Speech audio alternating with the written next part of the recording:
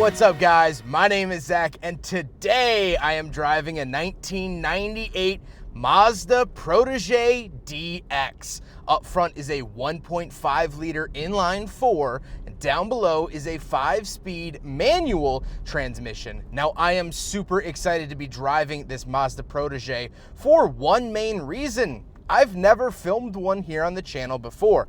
I am a massive Mazda fan. I've owned 5 Mazdas myself, and yet I have been struggling to find a Mazda Protege to film. So today I am remedying that issue and bringing a Protege right to your phone, TV, or computer. But if you would like a video of your car filmed here on the channel, you can head over to my website, zackpraedel.com, where you can submit it through a quick and easy submission form. It takes about a minute to fill out, and I come to you. But let's get back to that 1.5 liter under the hood. Well, it makes around 93 horsepower. I've seen readings between 93 and 96 horsepower. It's not a lot. However, there was another engine offered, the 1.8 liter out of the Mazda Miata, of course, transversely mounted as opposed to longitudinally found in the Mazda Miata. So if you did want more power out of your Protege back in the 90s, you could have opted for that. Like I said, paired to it is a 5-speed manual transmission. That is because this is the base model. The DX had no bells nor whistles, and so it did get the 5-speed. However, in typical Mazda fashion, I really love the manual. It has a nice clicky feel, even at 204,000 miles, almost 205,000 miles. It feels fantastic, and that's what I would expect out of a product like this from one of my favorite brands. Last but not least, of course, the Protege is front-wheel drive.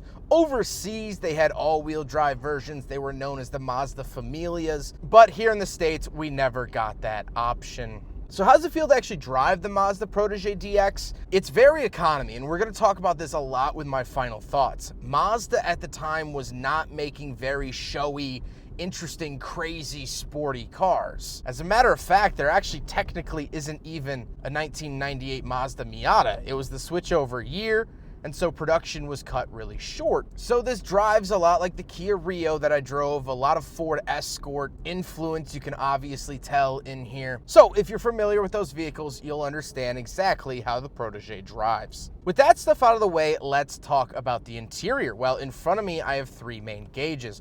Off to the left is my coolant temperature and fuel, in the center is my speedometer, and off to the right is my tachometer. Very clean and simple. On the steering wheel, I just get horn buttons. I don't have cruise control, I don't have volume, I don't have skip track, nothing like that.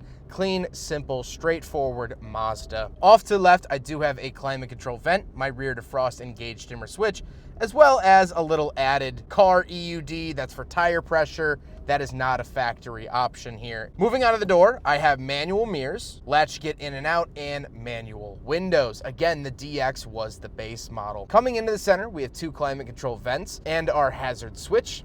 An aftermarket radio, because any radio from the 90s isn't gonna be able to keep up with modern tech, so you gotta switch it out. And then we have our climate controls, temperature to the upper left, where to send it in the bottom left, recirculating in the top right, fan speed in the bottom right. And again, par for the course when it comes to Mazda of this era. Then I do have a little cubby, pull out ashtray and 12-volt outlet for your cigarette lighter. And then we do have cup holders. We'll do a big friggin' bottle test.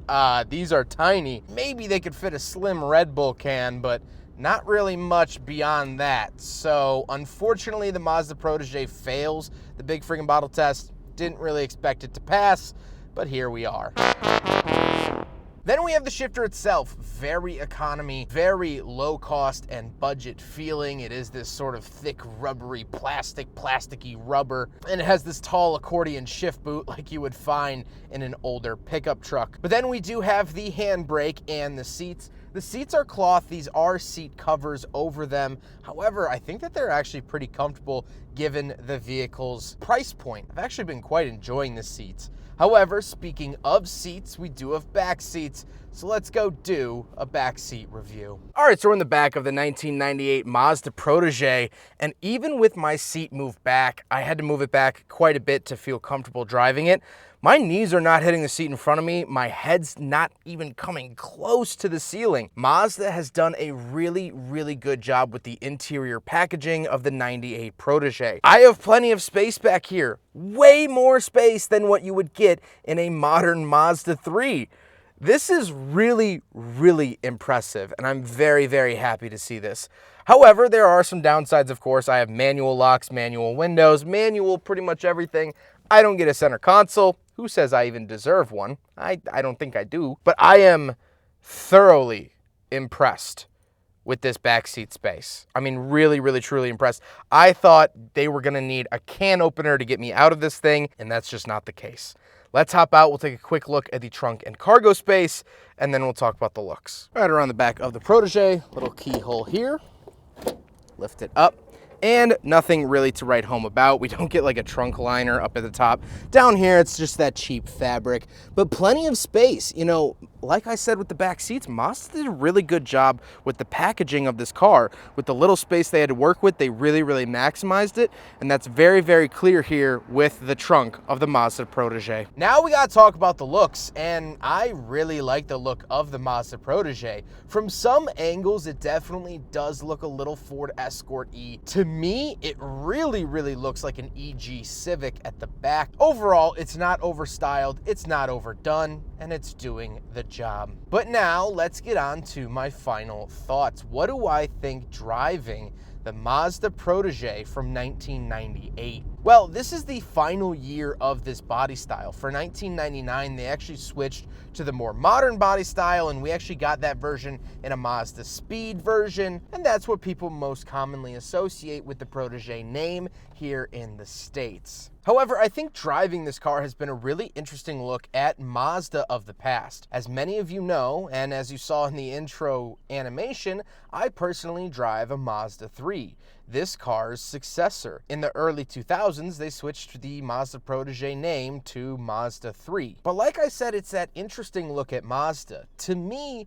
Mazda is broken up into 4 eras when it comes to their vehicle production, at least in America. They came to America in the early 70s. This was sort of the niche era. Most of the dealerships, and actually at the beginning, all of the dealerships were on the West Coast, and they slowly moved east. Mazdas were kind of something you bought as a strange sort of automobile. They were not common ground, and Japanese cars as a whole in the 1970s weren't very common at all. That's when they started their voyage here to American streets, of which they now dominate. So there was that early period. Mazda Cosmo, Mazda RX-2, the Repu that I drove, a lot of rotary engine experimentation going on, that sort of thing. Then we come to the second era of Mazda, and I think it really kicked off in 1978 with the release of the first generation Mazda RX-7, Mazda's first stateside dedicated sports car. It had a 1.1 liter rotary engine,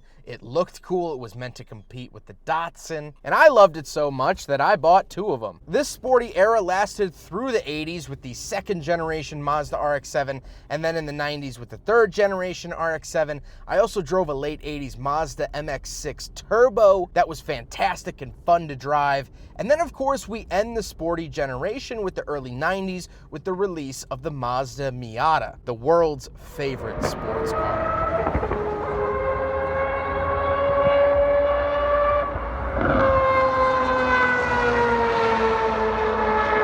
But then here in the late 90s, although Ford had a controlling share since the 70s, Ford really started to up their collaborations with Mazda. The Mazda B-Series pickup truck was rebadged Ford Rangers, and the cars dropped in price quite a bit, and not without casualties. We saw the quality of those cars drop a lot more. Mazda entered its third era, the economy era. That's where we get the first and second gen Mazda 3. It's where we got like the Mazda Tribute, the Mazda 5 minivan, and of course this Mazda Protege. I don't think I need to tell you that this isn't a Rolls Royce. And now Mazda's in its fourth era, the premium or luxury era, which started after 2015 when Ford left the brand. Mazda is back to being its own independent company, and they've upped their quality drastically. Now, the prices have gone up as well, but we see this with the current model Mazda 3, in the CX-5, the Signature Grand Touring, and of course Mazda's newest product, the CX-90,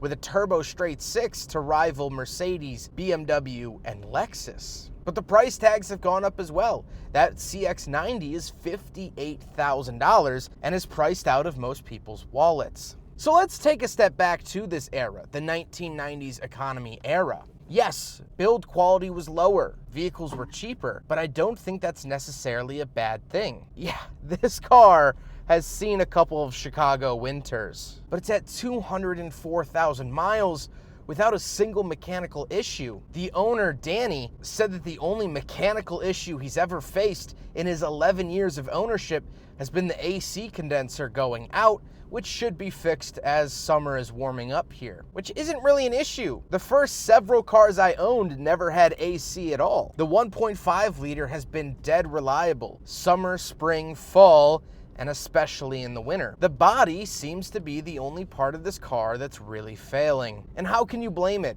In this environment where some potholes are 2-bedroom, 3-bathroom estates, where salt is laid on the roads like Parmesan on spaghetti, it's a true testament to Mazda's ruggedness that this vehicle is even still around. So while we're leaving Mazda's economy era and prices are going up and luxuries are starting to become more and more common in Mazda products, you have to tip your hat to Mazda's economy era. They might not be luxury cars, but they're still here today, and I think that says a lot about the little Proteges. I hope you guys enjoyed the video. Huge thank you to Danny for letting me take out his Mazda Protege. This is a car I wanted to knock off my bucket list so desperately, and I cannot thank Danny enough for making that happen. But I hope you guys enjoyed the video. Don't forget to rate the video, comment on the video, and subscribe if you really liked it.